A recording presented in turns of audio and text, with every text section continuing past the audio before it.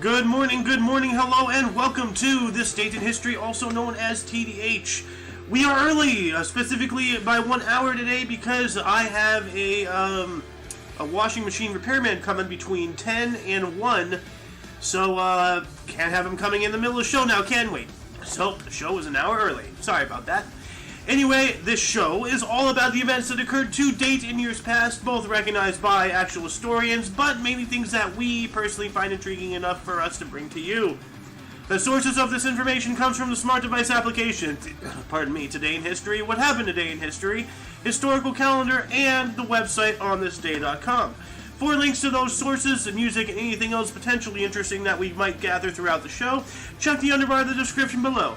Anyway, I am Aoxander, and today is Freya's Day, also known as Friday, July 8th, 2022.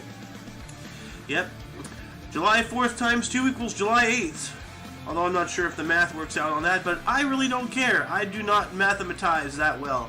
Anyway, in 1283, the War of the Sicilian Vespers, the Battle of Malta, occurred.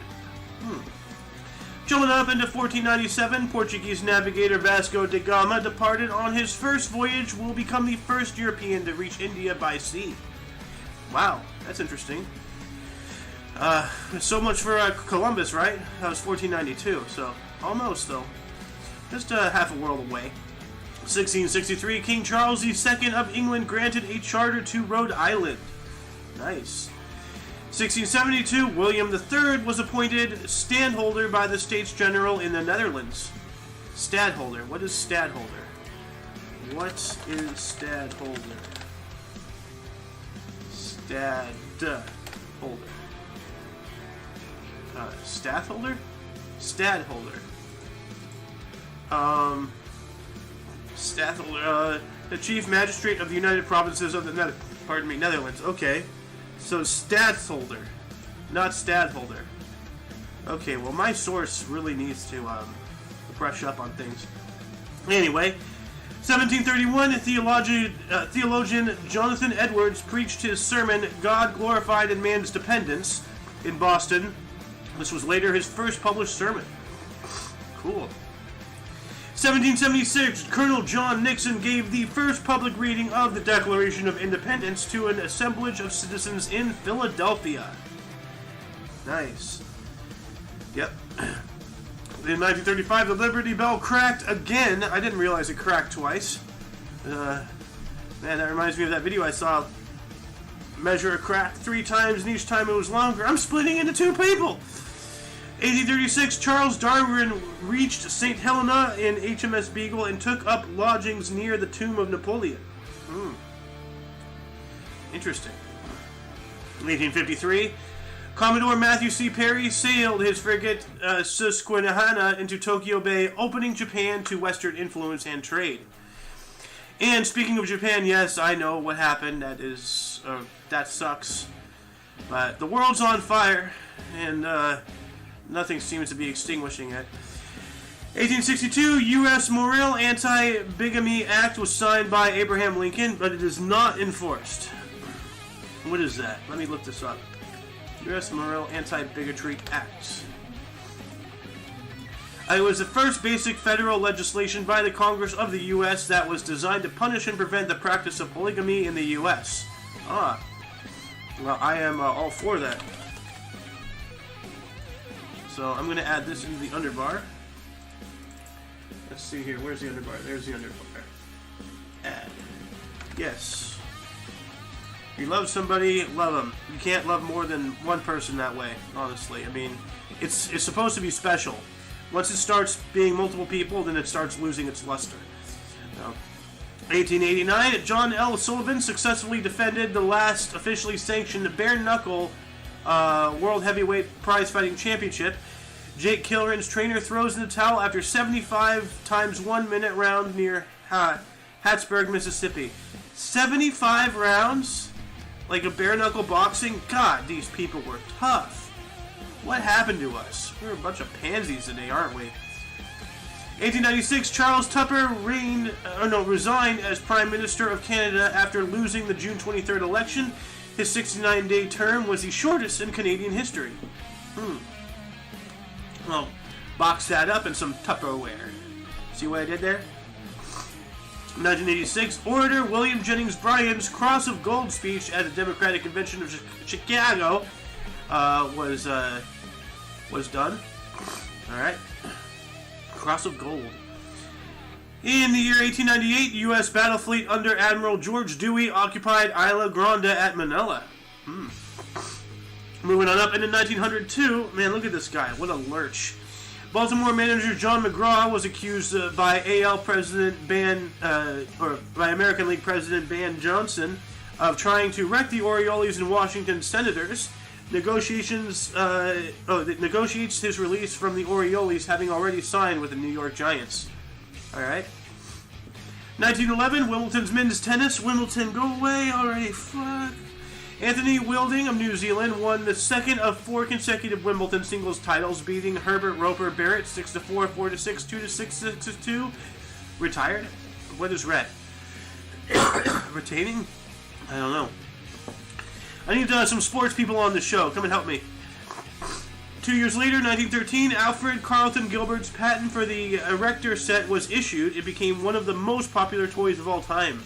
Ah, yes. I remember in the movie The Sandlot, they had one of those trying to retrieve the ball from the evil dog that eats people. 2 more years later, in 1915, the Germans replied to U.S. President Woodrow Wilson's second Lusitania note by saying that Americans may sail on clearly marked neutral ships, but Germany does not deal with Wilson's other demands. Alright. 1922, Wimbledon's women's tennis. French phenom Suzanne Lenglen won her 4th consecutive Wimbledon singles title, defeating U.S.-based Norwegian Molla Bjørnstad Mallory 6-2 and 6-0. 365 days later, in 1923, Warren G. Harding became the first U.S. sitting president to visit Alaska, specifically Metlakatla.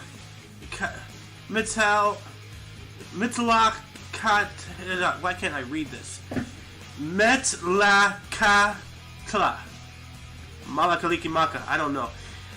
10 years later, 1933, British Open men's golf at St. Andrews. Denny Shute beat fellow U.S. Craig Wood by 5 strokes in a 36-hole Saturday playoff to win his only Open title. 1933 as well, Wimbledon women's tennis. U.S. Helen Wills Moody successfully defended her title, defeating local favorite Dorothy Round by 6-4, 6-8, 6-3. 1939, Wimbledon's women's tennis. U.S. Alice Marble won her only Wimbledon singles title, beating Kay Stammers of England 6-2, 6-0. 1943, Nationale Socialistische Beweging, the Dutch National Socialist Movement leader Anton Musseret met with Heinrich Himmler. Ooh, that's not good. Those Netherlands people, bunch of fascists. 1950, General Douglas MacArthur was named Commander-in-Chief of UN forces in Korea. And we should have listened to him and nuked China when we had the chance. 1951, Yankee Joe DiMaggio and manager Casey Sangvell feuded. Okay, whoop-de-doo, people have fights. Why is it reported? 1957, the first Pugwash Conference, the Thinkers Lodge, held on nuclear disarmament at Pugwash, Nova Scotia, Canada, was founded by Joseph Rotblat and hosted by Cyrus Eaton. Also in 1957, Irish Premier Eamon de Valera arrested Sinn Féin leaders. Sinn Féin. What's Sinn Féin? Let's look that up here real quick. Sinn Féin. It is an Irish Republican and Democratic Socialist political party active throughout both the Republic of Ireland and Northern Ireland. The original Sinn Féin organization was founded in 1905 by Arthur Griffin. So, is it still around? Maybe. I'm not entirely sure. I'm not going to look it up, but I will be adding this link into the underbar, the description below, for future reading for you. 1963, Wimbledon's women's tennis. Australian Margaret Smith won her first of 3 Wimbledon titles, beating Billie Jean Moffitt 6-3 and 6-4. 2 years later, 1965, Joe Morgan was the first Houston player with 6 hits in a game. Nice. 1975, Israeli Premier Yitzhak Rabin visited West Germany. Ooh. Yep. That happened. 1975, U.S. President Gerald Ford announced he'd seek Republican presidential nomination. 1978, Wimbledon's men's tennis. Bjorn Borg of Sweden won his third straight Wimbledon singles crown, beating U.S. Jimmy Connors 6-2, 6-2, and 6-3. I think there's a spider in my collar. I'm not sure. 1 year later, 1979, Voyager 2 took the first ever photo of Jupiter's satellite Adresida, which is named J14. Let's take a look at what this looked like. Ah, that's a nice photo. Beautiful. Yep. What else happened on this date? 1982, Billy Martin recorded his 1000th career win as manager. Nice. Nice, really nice. 2 years later, 1984, Wimbledon's men's tennis. John McEnroe defended his crown, thrashing fellow U.S. Jimmy Connors 6-1, 6-1, 6-2. Damn. That got wrecked. 1988, Stevie Wonder announced that he will run for mayor of Detroit in 1992, but he does not follow through. Well, who saw that coming? I'm going to hell. 1990, Wimbledon men's tennis. Stefan Edberg defeated Boris Becker 6-2, 6-2, 3-6, 3-6, 6-4 for his second Wimbledon singles crown. 1994, preliminary trial rules there is enough evidence to try O.J. Simpson. Yeah, but not to get him convicted, unfortunately. And then he later came out with the book, If I Did It. You know? Basically, straight up admitting the crime and laughing about it. All the way to the bank, mind you. He made money off of that. 1995, Wimbledon women's tennis. German superstar Steffi Graf defeated Arantixa Sanchez Vicario of Spain 4-6, 6-1, 7-5 for her sixth Wimbledon title. Nice. 1 year later, 1996, British girls group The Spice Girls released their debut single Wannabe in the UK. 1999, Harry Potter and the Prisoner of Azkaban, the third book of the series by J.K. Rowling, was published by Bloomsbury in the UK. Yeah, J.K. Rowling, you freaking liberal nut. Making Dumbledore gay. Why does it matter? Anyway, 2000, Wimbledon women's tennis. Venus Williams won her first career Grand Slam singles title, beating fellow U.S. Lindsay Davenport 6-3, 7-6.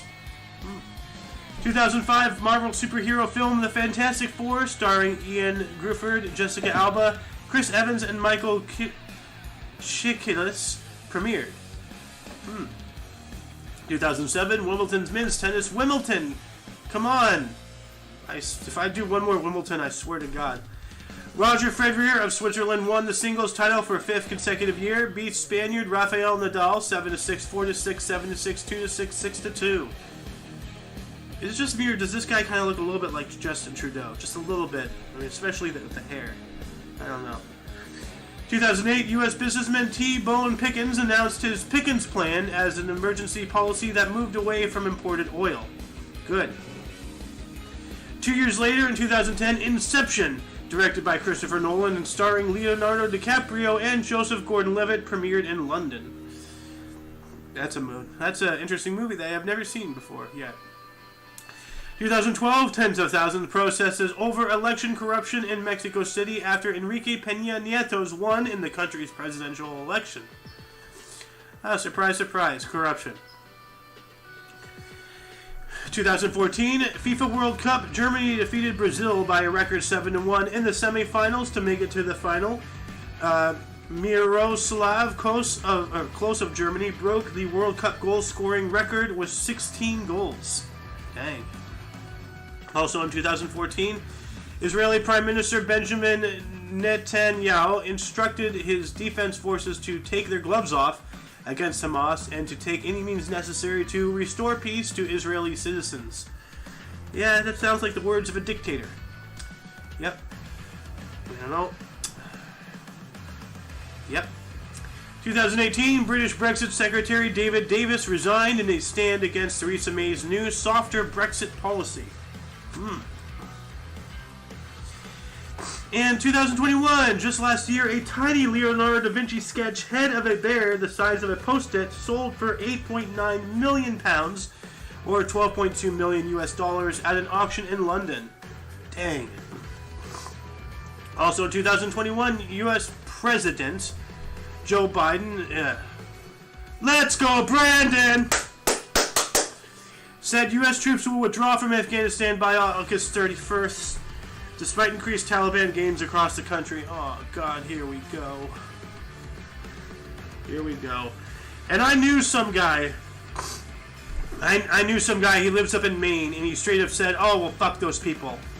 You know what? Jace, if you're watching, fuck you. You inhuman piece of shit. Anyway, 1831, John Pemberton was a, oh yeah, before we do births and deaths, any articles grab your attention today? You know, any questions, any answers, anything you want to talk about? Let's open a dialogue in the comment section. Let's go. Moving on into births, starting us off in the year 1831, we have John Pemberton.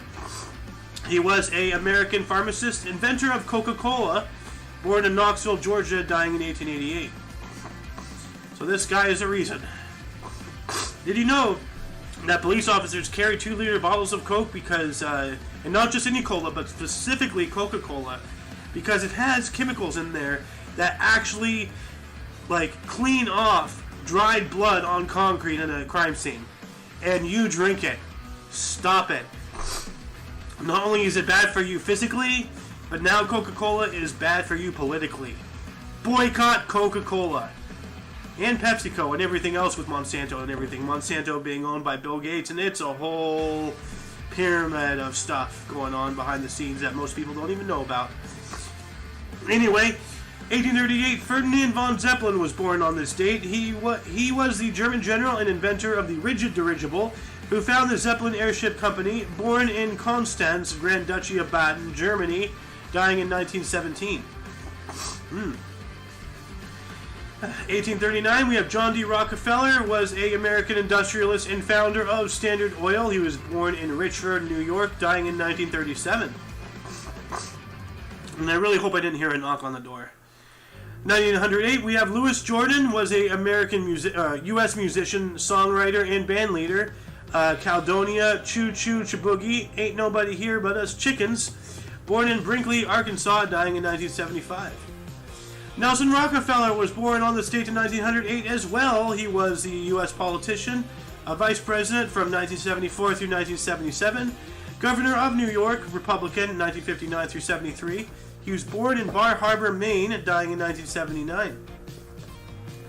1913, Walter Kerr was a U.S. actor and writer, specifically for Goldilocks, and a Broadway theater critic. He was born in Evanston, Illinois, dying in 1996. 1931 saw Roone Alaridge get born on this date. He is a U.S. sports broadcasting pioneer, president of ABC Sports, Monday Night Football, and ABC News. He was born in New York City, New York, dying in 2002, just 20 years ago. Wow. 2002, 20 years ago. Soak that in. 2002, 20 years ago. Man, I'm old. Good thing I already have a cane over here, you know.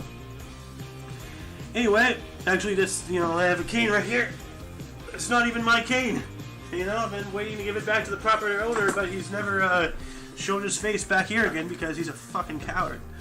Anyway, 1951, Angelica Hudson is a U.S. actress for Prizzy's Honor and the Addams Family. Born in Los Angeles, California. 1961, Toby Keith, or Koval, is a U.S. country singer, should have been a cowboy, and She Never Cried in Front of Me, and actor, Broken Bridges, born in Clinton, Oklahoma. 1970 saw Todd Martin get born on this date. He is a U.S. tennis player. He's playing in the 1988 USTA Boys 18, born in Hinsdale, in Illinois. It ain't no noise, it's Illinois. I'm too white to do that. I'm sorry, I apologize.